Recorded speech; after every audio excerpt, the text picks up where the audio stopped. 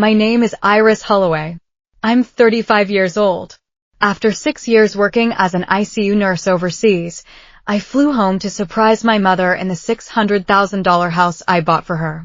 A woman I'd never met in person opened my front door, looked me up and down, and said, "The maid is out back." The maid was my mother. 66 years old, on her knees in a black apron, scrubbing a patio for another woman's dinner party. In the house that has my name on the deed. My brother Derek and his wife Melissa had been living there for 14 months. What I found inside was worse than the backyard. And what I did by 9 o'clock that same night is why Melissa still tells people I destroyed this family. Let me take you back 8 years. My father died of a heart attack.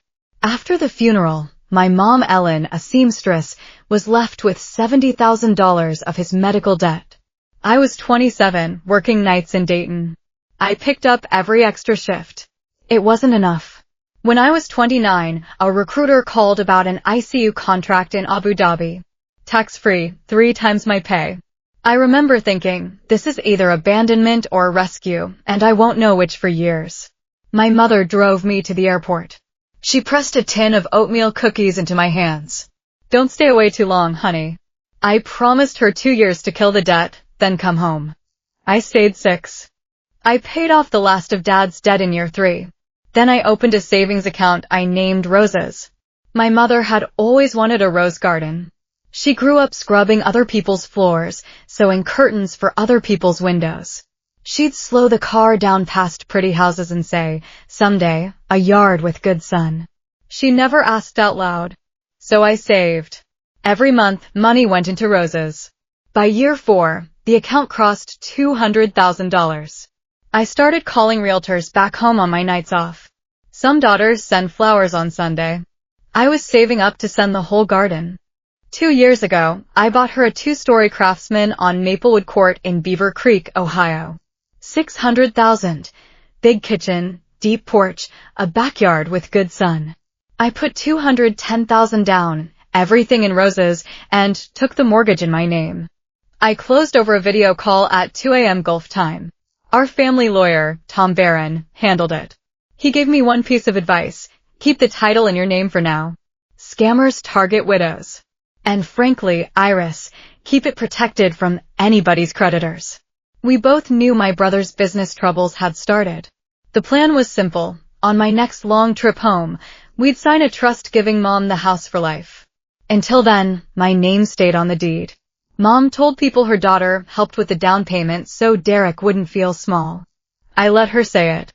Now, about Derek. 38, construction manager. He married Melissa 3 years ago.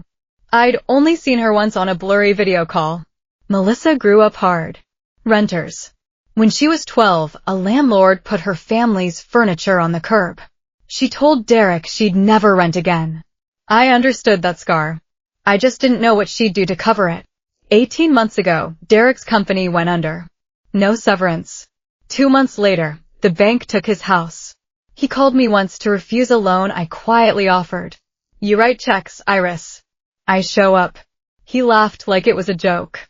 Pride is expensive. I didn't know yet who'd pay the bill. 14 months ago, Mom called. "Honey, don't be mad. Derek and Melissa need a place to land." Just a few weeks. The house had 4 bedrooms. Of course I said yes. I set 2 conditions, temporary, and Mom is the lady of the house. Derek was charming. "We'll take better care of Mom than she takes care of us." Melissa's voice floated in, bright and sugared. "We're so grateful." 3 months in, Mom mentioned Melissa's mother Sandra had come for a weekend. Her rent jumped 40%. The weekend became a month. Then it stopped being counted. I asked Mom if she was okay. There was a pause I didn't like. "It's fine, honey. The house is big." 9 months ago, Mom had knee replacement surgery. That became the hinge. Derek called. "We're setting Mom up on the first floor." Doctor's orders. Then her phone broke. Sunday calls moved to Derek's tablet. Mom started appearing in an apron, her face thinner, hands rough from dishwater. I mailed her a new phone. Tracking said delivered, signed at the front door. I offered to pay for a cleaning lady. Derek chuckled. "We're family. We don't need strangers." Mom whispered, Money's a little tight this month. Two things sent me home. First, a flower delivery photo for Mom's 66th birthday.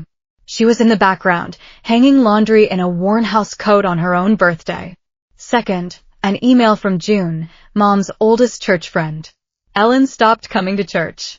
I saw her carrying grocery bags in the rain while a younger blonde woman waited in the car dry scrolling her phone. Somebody's been rearranging your mother. I read that on a night shift and went very cold. I booked a flight. No one in Ohio knew. I confirmed my 3 p.m. appointment with Tom to sign the trust. The deed was zipped in my backpack. The taxi turned onto Maplewood at 10:40 a.m. A strange SUV in the driveway. I rang the doorbell. Melissa opened it in a silk robe, looked me over, and said, "Oh, you're here about the cleaning? The maid is out back." Then she turned away, leaving my front door open. I stepped into my own foyer. New candle smell. New photos on the mantle, Melissa and Derek, Melissa on a beach. My father's picture replaced by a sign that said, "Bless this home." From the backyard came a scrape and slosh. A scrub brush on stone. I walked toward the sound. My mother was on her knees on a foam pad, scrubbing the patio. 66 years old, 9 months off knee surgery. Her rose bushes had been shoved into a shady corner in plastic pots. I said, "Mom." She turned, her face lifting, then the light slammed shut. She checked the windows. "Oh, honey, you can't just. They don't like surprises." She hugged me like contraband. Her wrists were thin, knuckles cracked and red. I asked why she was scrubbing. "Melissa's having her supper club tonight." "I don't mind. It keeps me busy." Then she whispered, "Don't say anything about the money, please." She wouldn't explain yet. She led me inside. Her room was a folding bed in the sunroom off the laundry. Cardboard boxes labeled Ellen, still packed after 9 months. Her wedding photo sat on the windowsill next to dish soap. Upstairs, Derek and Melissa had the master bedroom, because of her knee. Sandra had Mom's old room. The third bedroom was Melissa's craft room. The rose wallpaper Mom picked out had been stripped. "Florals date a house," Mom said, without an ounce of anger. That's what scared me. Anger has a bottom. Acceptance doesn't. On the fridge, a laminated chore chart. Ellen, laundry Monday/Thursday. Ellen, bathrooms Tuesday. Ellen, dinner daily. My mother had a chore chart in the house I bought her. Derek came through the garage. He chose a delighted face. The hero returns. Melissa appeared, recalibrating. Sandra's voice rang out, "Ellen, iced tea. Lemon this time." Mom moved. 9 months of training in her knees. I put my hand on her shoulder. "I'll get it." I asked Derek why our mother slept next to a washing machine. "Stairs are bad for her knee. You'd know that if you'd been here," kindly said. That's what made it obscene. Lunch told me more. Melissa set 4 plates at the table and a 5th on a tray. Mom likes eating in her room. I pulled out a chair. "Sit with me, Mom." 3 seconds of stillness. Mom sat, hands in her lap. Melissa's smile thinned. "We have a system. Everyone earns their keep. Mom understands." Sandra dabbed her mouth. "It's called contributing. Earning her keep in the house her daughter bought her." I stood up, kissed Mom's head, and said I needed to go to the bank. I took the mail on the counter. An open store card statement in Mom's name. $3,900 balance. Charges from a boutique, a spa, restaurants. Not Mom's. The signature wasn't even a good forgery. In the kitchen, Mom whispered, "Melissa borrowed the card." Every month, Mom handed Derek $600 cash from her Social Security. He called it grocery money. Collected it on the 3rd of the month. 14 months. $8,400 in grocery money. Plus $3,900 on the card. $12,300 out of a widow who gets $1,860 a month. Don't say anything. He gets loud about money. I said, "We're going to the bank. Right now." From the living room, "Ellen, the patio isn't finished." For the first time in 14 months, Mom didn't answer. She got her coat. While she hunted for shoes, her Bible slipped. An envelope fell out, an application to Golden Pine Senior Apartments. A waiting list spot. A $75 deposit. My mother was planning to move out quietly to a one-bedroom with 2 flower pots. Because she thought the house would someday go to Derek. She thought it was already his. I folded the application into my jacket. Nobody is going anywhere, Mom. Except the people upstairs. She looked at me like she used to look at storm clouds, half hope, half fear. In the car, she talked. It started kind. Derek fixed gutters. Melissa cooked. Then the surgery, the move downstairs. The chore chart.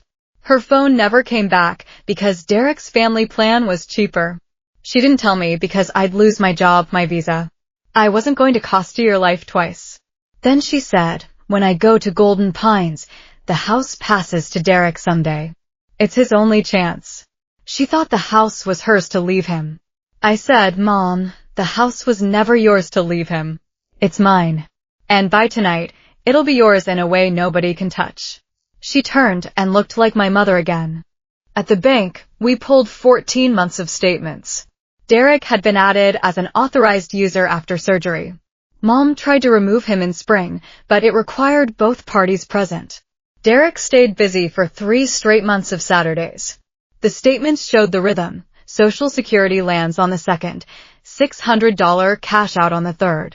14 times. We froze the old account, opened a new one in both our names. As we left, Mom's phone buzzed.